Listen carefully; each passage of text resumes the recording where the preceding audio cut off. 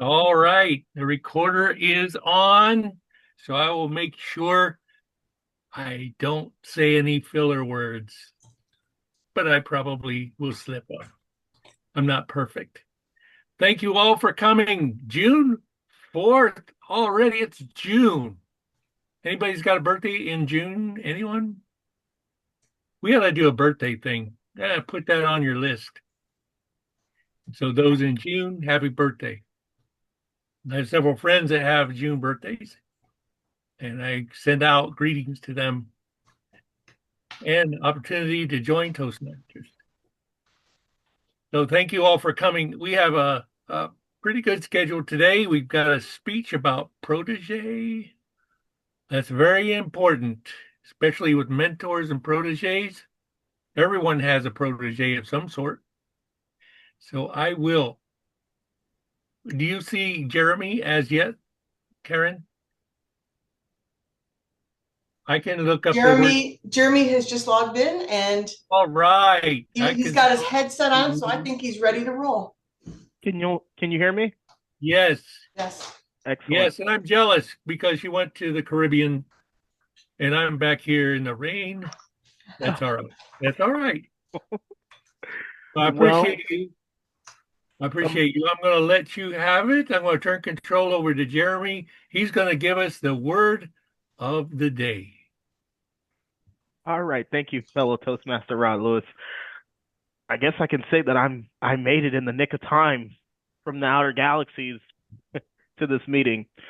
For the word of the day, I was thinking between a couple words here, but the one that I've decided to pick is exceed, and it's spelled Accede. Exceed. Oh, All right, and I'm going to post it in the chat. Give me 1 second, fellow Toastmasters. Bear with me. I'm trying to decide between lunch or the meeting.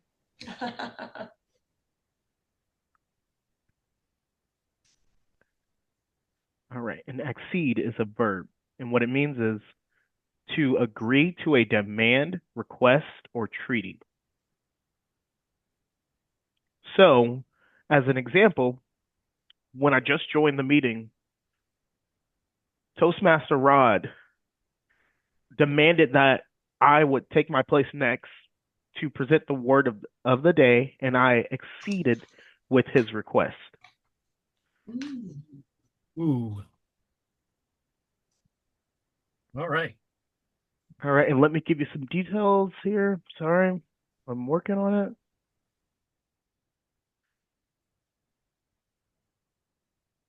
So there is the word, and then the definition is followed as in the chat. And now I turn this meeting back over to Toastmaster Raul. Thank you very much, Jeremy. And I hope you're feeling well after your vacation. Not that I'm jealous. Well, I hope that you could exceed my request for you to go to the Caribbean when you get the next chance. Yes, done. Excellent. Blue water, here I come. Yes. So thank you very much. Word of the day, accede. Not exceed, but accede. Agree to a demand. So I will accede to the agenda that I have before me. And the next thing on our agenda is our first speaker, Precious Cartwright Biggs, and we look forward to her speaking. Precious, I will turn control over to you, my fellow Toastmaster.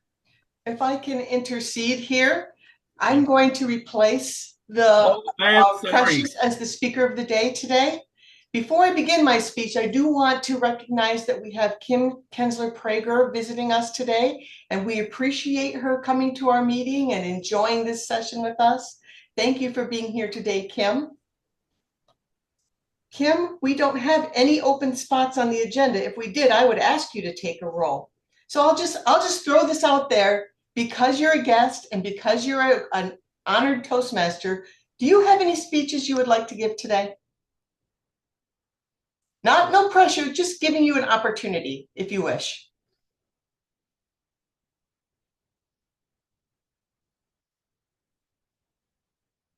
Can't hear you, Kim.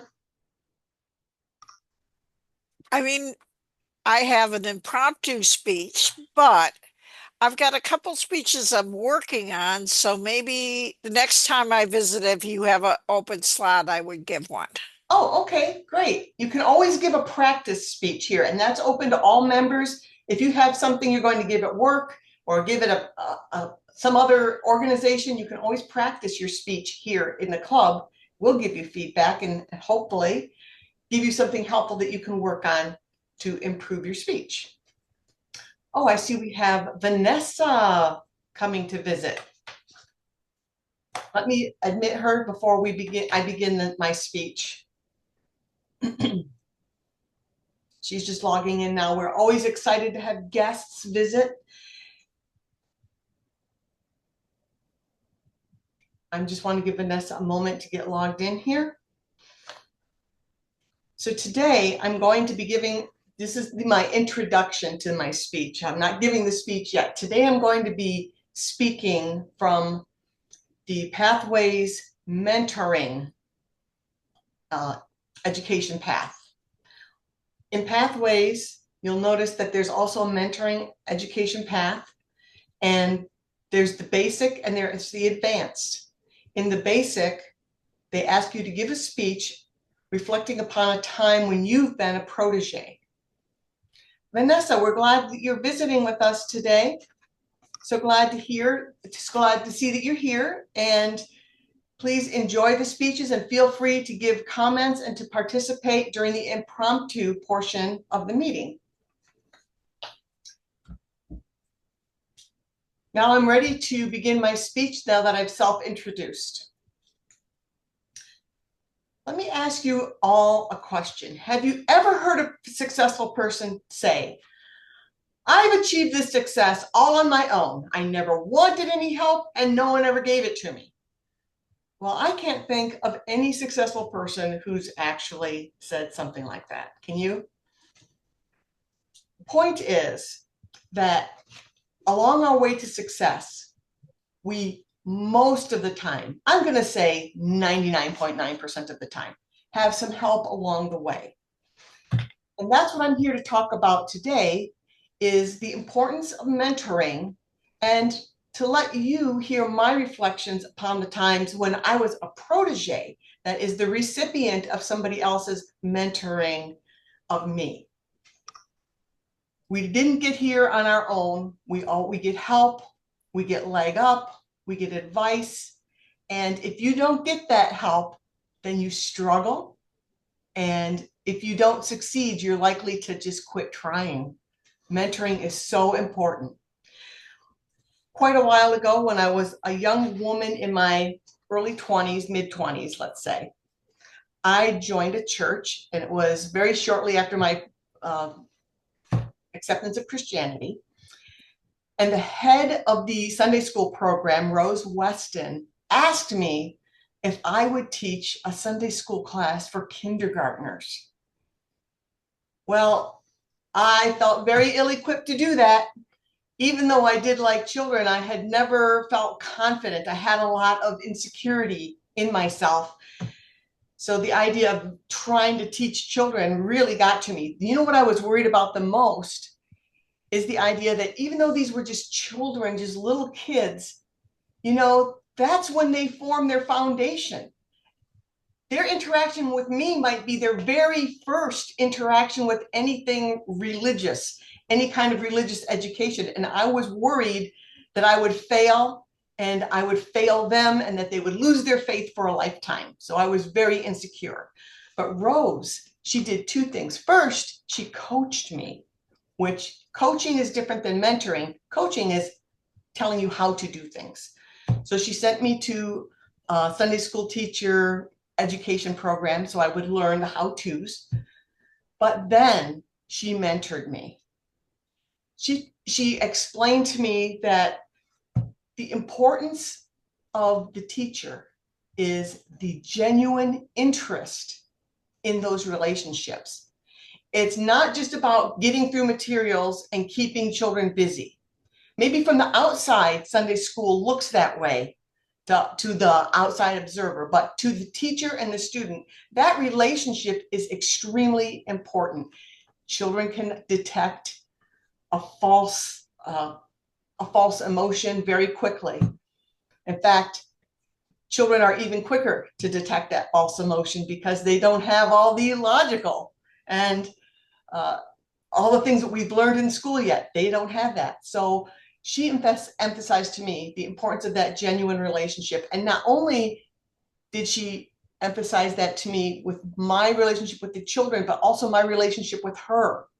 She showed interest in me. She was interested in my Christian development, my personal life, my relationships, and she built me up, and I was able to convert that into genuine interest and relationship with the children who were in my care for that one to 1.5 hours per week. So that was a lesson that I've taken with me in life, is that relationships are so important. That's why in Toastmasters, it's so important that we greet our guests and let them know we're interested, we're happy you're here. We want you to participate and reap the benefits just like the members. Now I'm going to fast forward to another time when I was a protege, and that was when our Metro Masters Club had a club coach named Larry Dulcie. Larry Dulcie was a longtime Toastmaster, and he became our club coach when we had a very low lull in membership. What Larry imparted to me as a mentor was that it's not enough to go through the motions in the Toastmaster meeting, similar to message to what Rose gave. It's not enough to just go through the motions. You have to have a positive attitude, have some energy, and you have to have a commitment to the club. He said to me, it's not enough to just be in the meeting, and it's not enough as a officer of the club to just be there, attend, and do the minimal effort. She said, in order for a club to be successful, you have to be committed. You have to have enthusiasm, energy, and commitment to that club to have excitement about its growth. And you have to know your why. Why are you in this Toastmasters club?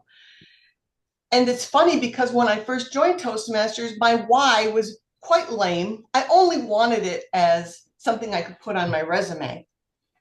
I didn't really see it as something that I would truly benefit from. But wow, after I became a Toastmaster, I found that I benefited it in so many ways. It helped me organize my thinking. It gave me confidence. It gave me the ability to ask for what I wanted. It gave me the ability to have confidence to put forth a vision and a goal and work towards it. And that's what I learned as his protege, is to have positive attitude all the time, have commitment, and to understand the why. So when you understand your why, you can transmit that to others, and you can set goals, and you can have your vision.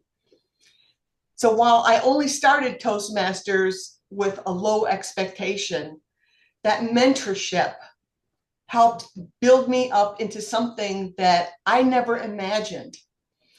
So that is my why of now why I want to be a mentor and help others, why I'm continuing in Toastmasters after 15 years. I want to make my experience valuable in other people's lives so that you can become better communicators, not just at a Toastmasters meeting, not even just at work situations, so that you can have that confidence during the one-on-one conversations, as you meet new people. Anytime that you have to present yourself, you can be organized, you can have confidence, you can have competence, and you can understand your why. And that's why I believe you're never going to be able to see a successful speaker say, I did this all on my own, I had no help. That's not going to happen. Mentorship is where it's at. Well, Toastmaster Rodney Lewis, I return to you. Thank you, Karen. Excellent speech. And I will apologize. I even wrote it down right here that you were speaking But they say as you age, and I'm up there a bit, your short-term memory leaves. Your long-term memory, you could babble on about the past and the way it used to be, but your short-term memory just whoop out the door. And that's exactly what happened. So thank you very much, protege. To be a protege is very important, and to listen to your mentor. Yes. There are no other speeches that I see. I have a speech. It's for the pathway of giving a speech, getting an evaluation, and then giving it again, having integrated that feedback. So this will be a Perfect. speech that you all have already heard, but Perfect. will help me complete part of level 1. Okay, I'll put you down. I will now turn control over to Jelena. Excuse me, I'm sorry. Who will evaluate, Jelena? Oh, yes. Oh, we have a volunteer, Okay, Kim. there we go. Got one. Excellent. Thank you, Kim. All right. Okay. Now that we have that corrected, thank you very much, Karen. Jelena, please give us your speech. Thank you. 1 second, sorry. All right. I have a lot of tabs open. All right. Hello, everyone, and thanks so much for being here today. I have a quick question. How many of us had a New Year's resolution and then totally abandoned it by February? Yeah,